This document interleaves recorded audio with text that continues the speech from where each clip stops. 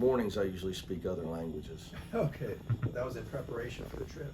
No, that's every morning. I was just on the phone call I was on. Do you have To a die. long international flight routine ready? You read on planes, what do you do? That's least of my worries. You know, when it comes to planes, just so they land, I'm happy. Try to keep it simple. How is your language development these days, yours personally? Where are you at on Oh. Slovenian, Spanish? You know, what I've learned through a lot of this, even when I went to Europe last year, is how the world is small. You don't really realize it until you start dealing with how many people speak English. You know, all the kids on our team have been taught English from first grade on, in whatever country they were in. And the trick question is, what is the Nigerian guys, Kenny and Adem, what is their native language? You Google Nigeria, the language is English. Oh, interesting. How about that? I could have got you on that one. Yeah, would not have gotten that. Yeah. So anyway, what's happening? So how's, you guys have had, I don't know, 6 or 7 practices now or something like that? We have 3 to go. Okay. So yeah, you get 10, we have 3 to go. So before that, you get your 4 hours a week on the court. So it's been good. You know, we obviously need it. You know, we clearly have a new team. You know, especially with Adem not playing. When we play live, Adem doesn't play. When we do drills, Adem's in the drills. But when we play live, there are only 3 guys out there on scholarship that have played for us, are Dylan, Will, and Kenny. Yeah. So it's very evident you have a completely new team. So, you know, it's a lot of, you know, lot of teaching to do. So that's why this trip. So the trip is important for team bonding. The practices, it's almost like spring football for us. You brought up Adem and Dylan. How much more do they even have to grow, considering how much turnover is on the roster? Well, look, what they need to do and what's reality could be 2 different things. You know, Adem's going to be a first-round draft pick. He's just got to stay healthy. So he's just got to stay healthy. You know, with Dylan, it's we'll see how he reacts to the minutes. You know, when that time comes. So this trip will be good for him to be out on the floor for extended periods of time, which he was not. He didn't really have that opportunity last year. You know, so he's going to get the opportunity to earn those extended minutes. So we'll see how he reacts to it, because practice and games are 2 very different things. How much do you anticipate relying on Lazar and his experience just at the college level this year? He is a godsend for us, as far as a guy. No, first of all, when you get so many freshmen that don't know what they're doing, and it's not their fault, they just don't know. To have a guy out there that, you know, that knows that you tell him once and he's already been trained. You know, he started for 2 years in the Pac-12. He's been well coached. So yeah, just for my sanity, it's good to have him. But no, in all seriousness, it's going to be really important to have a veteran guy like him that's averaged double figures in the Pac-12, and you know, he knows what it takes to be a successful player at this level. So he sets a great example for our guys as far as work ethic. He's as good as I've seen with that. I mean, he's the first guy here and he's the last guy to leave. From his eating, his strength and conditioning, his stretching routines. I mean, he's a professional. I mean, he's an adult. And we got a lot of kids, so it's, you know, it's good for them, because, you know, Kenny's our veteran guy.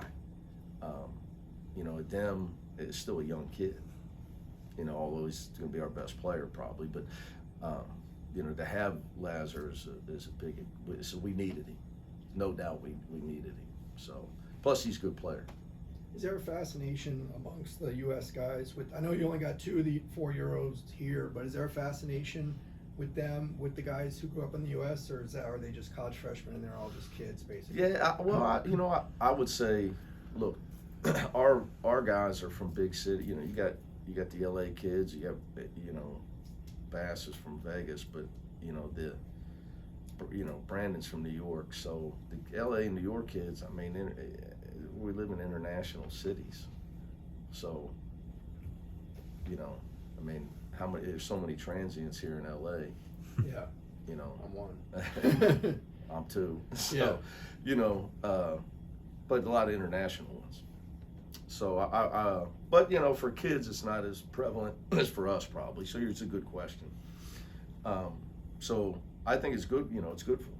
It's part of the reason I thought it was great for my daughter when I made the original decision to come here. It'd be great for her to learn, different part of the world, different way of life, different, still in the States, but California's a lot different than Ohio. So, and I thought the diversity would be great for her.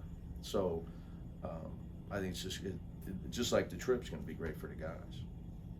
I mean, look, we'd like to play well in all three games, but we're going to be playing without three guys probably going to be first-round draft picks. So, I'm not going to have the highest of expectations. But I need to learn something about, so I have this coaching staff, we have so much work to do to figure out. Look, defensively, we'll be able to figure it out. Like, I think defense is the one area a coach can impact the most in college basketball. Then offensively, we all know we lost most of our scoring. So that's where I got to, we're going to have to figure it out a little bit. And we've worked on a lot of ball movement stuff this summer, but, who should have the ball the most, where the ball should go the most, late clock, late game, when you need a bucket, where you're going to go. So there's a lot of stuff we got to figure out. And maybe in that vein, but what have you seen out of Sebastian Mack so far, just from a player standpoint? I love his aggressiveness. He's Darren and I would say he's a Bearcat from the old days. Yeah. Is it on both sides of the court or just? Yeah. Okay. He's a tough dude, man. So he's in attack. He's just in an attack, compete. I mean, he could put on the gloves and be a boxer. I mean, he's just, he's not running from the fight, which I believe in guys like that. So, but he can score. That's what I would tell you. He can score. So I think for us in his natural habitat early on, one thing with freshmen, you try to keep it simple for them. You can ask older guys to play multiple roles. With the young guys, like with him, I think it's early. Obviously, we're standing here in August, but right now, I think on offense, get him in a scoring mode. Let a couple other guys be in point guard mode, because we're going to need his scoring, and he can do it. He can score from behind the line. He goes to the rim with tremendous strength. He does not take soft shots. He plays off 2 feet. He gets bigger in traffic.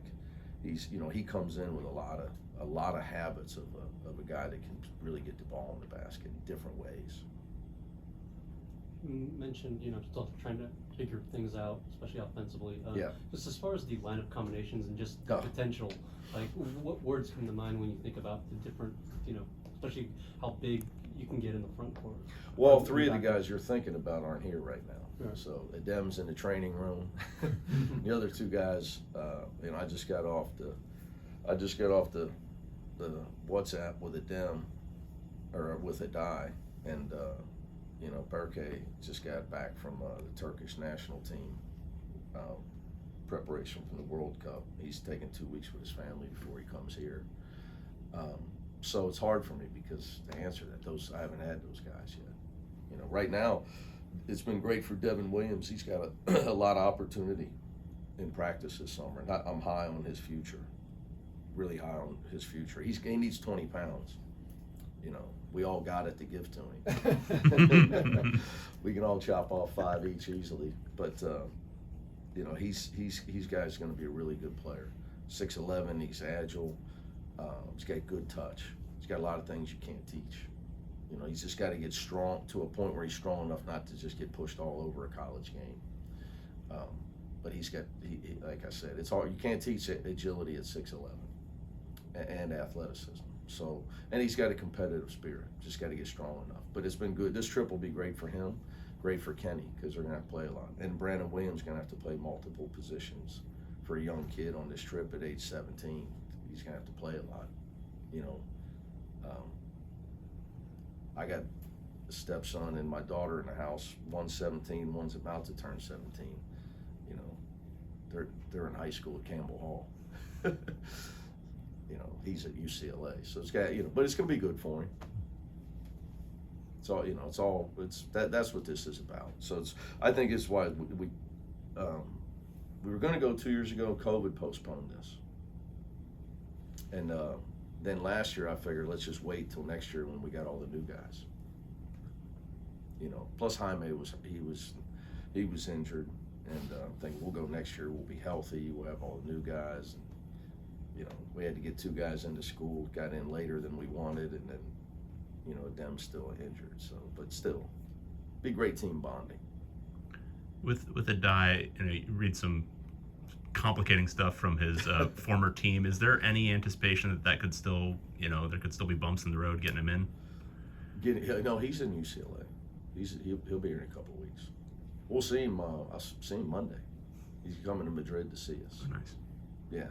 What about the breach of contract that I guess his? Oh, I will give you guys this now. The details of like of Adai getting cleared. Yeah. And that stuff you guys are reading about, I'll never comment on. Okay. That. Yeah. It would not be in anybody's best interest for me to comment on that. So we have people here in compliance. He's got legal representation. And, you know, I'll have to just keep deferring to them. I know this.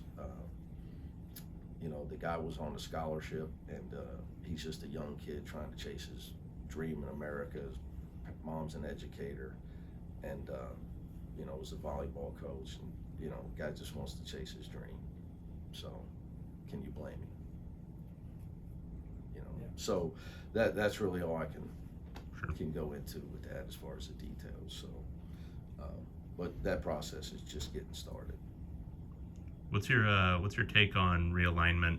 What's gone on in the last couple of weeks? And then Wow. How much time we got? another 8. We need easy. to do like a podcast, you and I, on. The problem is the public doesn't understand the scope of why it's all even happening. Like the public thinks right now that I have the 12 guys on scholarship and they go to UCLA for free. Mm-hmm. They don't realize the athletic department at UCLA is 25 sports and 700 kids on scholarship that they have to pay the university for those scholarships. That right there, 99% of the people do not know that. So now you start receiving, because they're saying, well, why do they need all this money?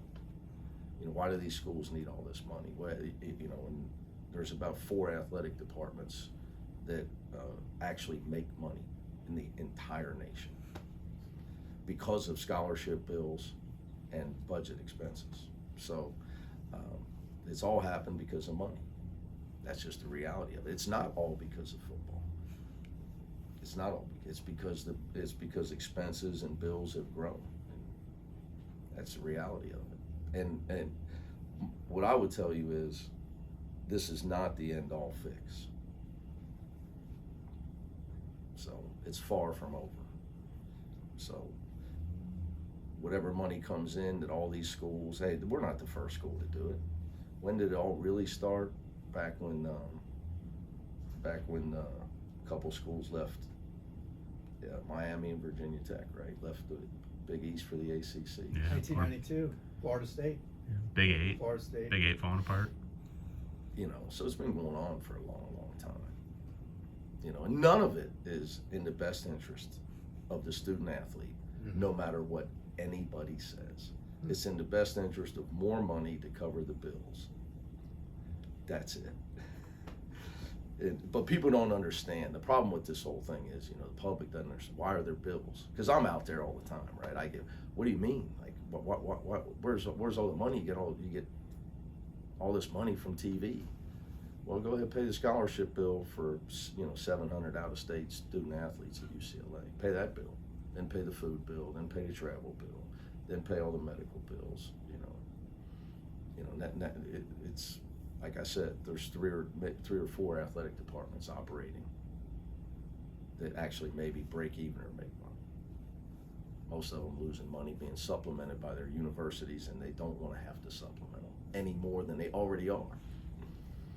You know, I came from a school that was the second highest university supplement in the nation to the athletic department because of lack of TV money. So it's just where's this gonna be in 5 years whenever the ruling comes down, you gotta pay the revenue players. And where's that money coming from? So Media rights, probably. we've already exhausted all the media rights money. Yeah. That's the problem. Yeah. You know, it's just, you know, Yeah. it's where does that end? I mean, people don't want to hear it. I mean, it's just, you know, I have a good friend of mine says, you know, please tell me they're not going to ruin the last thing I love in sports, which is he loves college basketball. You know, so I would tell you, you know, like people say, it's unfair to football. Football is not the problem. Like you said, we're all changing leagues because of football. No. We're changing leagues to pay the bills for all the sports, because you have one or two that are revenue sports, if that, at certain schools. And you have the model has been they've paid for all the other sports forever, and all the bills have gotten too big. So you got to do what you got to do to be able to pay them. So it's unfair to say football's the problem. They've been the answer. You know, and obviously, you know, here basketball makes money in some places. Women's basketball makes money in some places. Here, I think gymnastics breaks even or makes some money. So you have your exceptions, but there's just not enough money at the current structure of the way college athletics is. So I'll leave you with this. If somebody came down from Mars right now, or Coach Wooden came back, I mean, he would say, what is going on? What do you mean there's no more Pac-12? What do you mean all this schools in that conference, that school's in this conference? And if you gave him 5 minutes, he would solve it. But that would take too much common sense. And when there's this kind of money involved, people are trying to make money. It is what it is. You know? But he would solve it. If they let him, he could solve it in 5 minutes if he could come back. How long would it take you? 7. He's much smarter than me. But the problem is some people's kingdoms and their piles of money that they make to run their kingdom may change. You know, so so back to the original answer, we are where we are because we're in a capitalistic society. And college sports, to say it's all about education and the student athlete, come on. I'll leave you with that. I'll see you. Thanks, guys. man.